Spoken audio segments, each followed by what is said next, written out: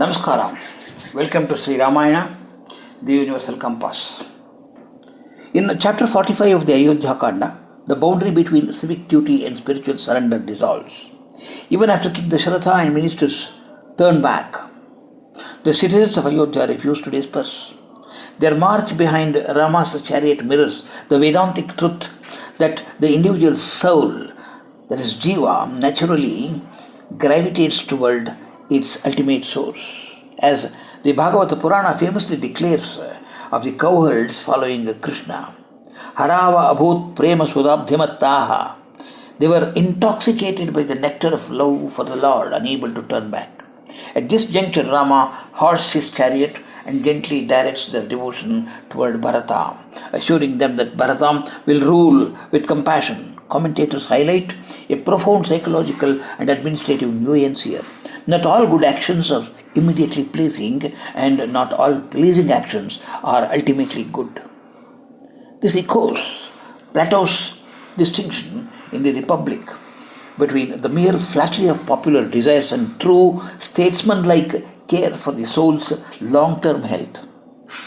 Bharata, Rama guarantees, will administer the bitter medicine of rigorous righteousness paired with the healing balm of absolute benevolence. Valmiki depicts the natural world mourning Rama's departure, trees lifting branches, birds fixing unblinking gazes. This resonates deeply with classical Sanskrit Mahakavyas, just as Kalidasa describes in the Kumara Sambhava how nature itself freezes and laments during times of cosmic disruption. Here, the inanimate world becomes sentiment, recognizing that the very axis of dharma tilting away from civilization. The theology of the Śwetacchatra. Amidst the pleas, the Brahmins bring forward the sacred white umbrellas, celestial symbols of sovereignty earned through great sacrifices like the Vajapaya. Since fate has denied Rama the formal coronation beneath the royal canopy, these consecrated umbrellas are raised behind him, offering shade against the relentless sun.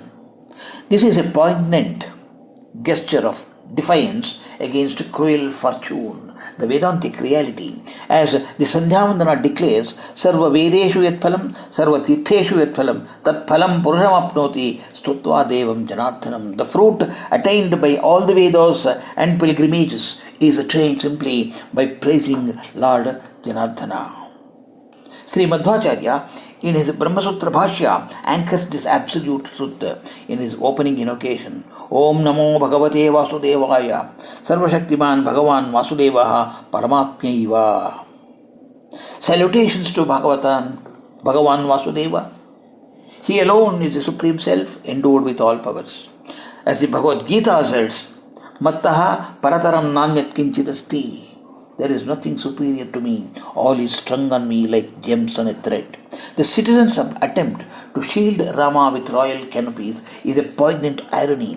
They are trying to shelter the very canopy of the cosmos. Furthermore, the elderly Brāhmaṇas, casting aside ritual prohibitions to prostrate before Rama, reflect a higher theological reality when standing before the Supreme Lord incarnate.